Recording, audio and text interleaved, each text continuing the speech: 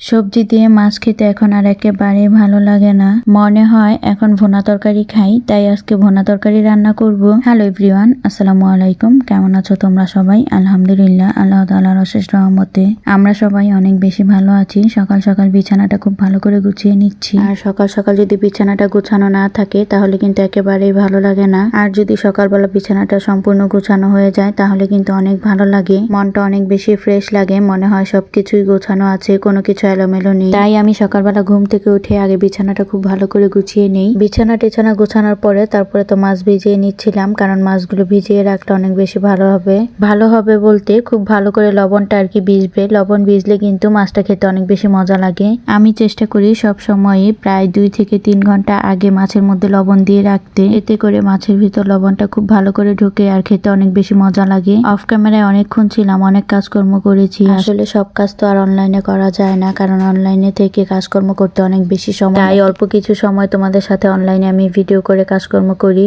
আর বাকি সময় অফলাইনেই কাজকর্ম করে থাকি। এখন আমি ভাতটা বসিয়ে দিয়েছি। ভাত বসানোর পরে এদিকে আমি আনাজ তরকারি যা যা কাটার সবকিছু কেটে নিচ্ছি। ভিডিও শুরুতেই তো আজকে বলেছি আমি যে ভুনা তরকারি খাবো, আজকে কোনো রকম সবজি দিয়ে তরকারি খাবো না, তাই আজকে পেঁয়াজটা বেশি করে কেটে নিতে হবে, কারণ সবজি দিয়ে তো তরকারি রান্না করব না, তাই সবজি কাটাকুটি নেই। আমি ওইদিকে চুলায় ভাত বসিয়ে দিয়েছি আর এদিকে কাটাকুটি গুলো করে নিচ্ছি। গ্রামের মানুষরা কিন্তু এভাবে কাজকর্ম করে থাকে, গ্রামের মানুষরা এভাবে রান্না করে। চুলায় ভাত বসিয়ে দিয়ে এখানে অন্যরকম শাকসবজি কেটে একদম পরিষ্কার করে রেখে দেয়, এতে করে রান্না বাড়াটা অনেক বেশি সহজ হয়ে যায়। আমি তো এখানে খুব ভালো করে পেঁয়াজগুলো কুচি করে নিচ্ছিলাম। আর ভুনা তরকারির পেঁয়াজগুলো কিন্তু খুব মিহি করে কাটতে হয়, কিন্তু ভুনা তরকারিতে অনেক বেশি পেঁয়াজ দেই না, মোটামুটি আকারে দেই, এতে করে খেতে ভালো লাগে। দেখা গেছে অনেক বেশি পেঁয়াজ দিলে না খেতে একেবারেই ভালো লাগে না, একটু অন্যরকম লাগে। আচ্ছা, যারা এই পর্যন্ত আমার ভিডিওটি দেখেছো, একটু হলেও যদি ভালো লেগে থাকে আমার ভিডিওটিতে একটি লাইক করে দিও, আর যদি খুব বেশি ভালো লেগে যায় তাহলে আমার চ্যানেলটিকে সাবস্ক্রাইব করে আমার চ্যানেলের পাশেই থেকে যেও। আর যদি ফেসবুক পেজ থেকে দেখে থাকো, প্লিজ আমার ফেসবুক পেজটি ফলো করে দিও, এতে করে আমার ভিডিও করার আগ্রহ অনেক বেশি বাড়িয়ে দিবে, সেই সাথে আমার ভিডিওটি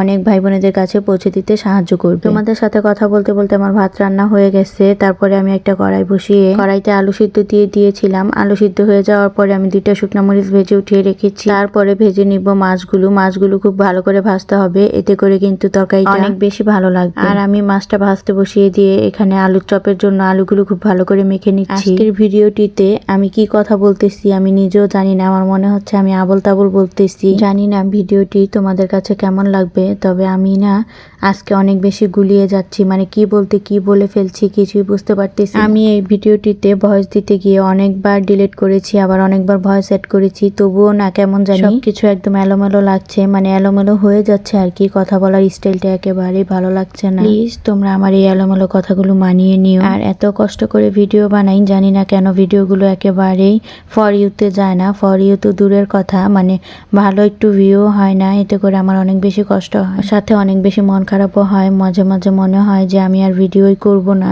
কিন্তু কি করব বলো, ওই যে ভিডিও করতে করতে একটা অভ্যাসে দাঁড়িয়ে গেছে। এখন মনে হয় ভিডিও না করলে ভালো লাগে না, তাই আর কি ভিডিওটা অন করে নেই। তোমাদের সাথে কথা বলতে বলতে আমার তরকারিটা রান্না একেবারে কমপ্লিট হয়ে গেছে। এখন আমি নামিয়ে নিব। আসলে আমি খুব সিম্পল ভাবে তরকারি রান্না করি, এটা রেসিপি আকারে দেওয়ার কিছুই নেই, তাই ডিটেলসে একেবারেই বলি না। যেভাবে রান্না করি ওইভাবেই তোমাদের সাথে ভিডিও করে শেয়ার করি, আমি কিন্তু এক্সট্রা কোনো কিছুই করি না। যারা বড় বড় ফেসবুক পেজ চালায় তাদেরকে আমি দেখেছি, তাদের ভিডিও কোয়ালিটি অনেক বেশি ভালো হয়, সেই সাথে তারা যে আসবাবপত্র ব্যবহার করে অনেক দামি দামি, অনেক বেশি ভালো আর কি, ওগুলো দেখতেও অনেক বেশি সুন্দর। কিন্তু আমার কাছে তো ওইরকম আসবাবপত্র নেই, তাই আমার কাছে যেমন আছে আমি তেমনটাই ভিডিও করি। মাঝে মাঝে মনে হয় আমার ভিডিও কখনোই ফর ইউতে যাবে না, কি আর করব, করতে তো ইচ্ছা করে, তাই আর কি করি। তো অনেকটা সময় পর এখানে ইফতারের সময় হয়ে এসছে, তখন আমি শরবত গুলিয়ে নিয়েছিলাম। আজকের ভিডিওটি আমি ইফতার করতে করতে শেষ করে দিব। আজকের ইফতারে আহামরি কিছু ছিল না, সাধারণ ফ্যামিলিতে যেমন ইফতার থাকে ঠিক এমনটাই ছিল।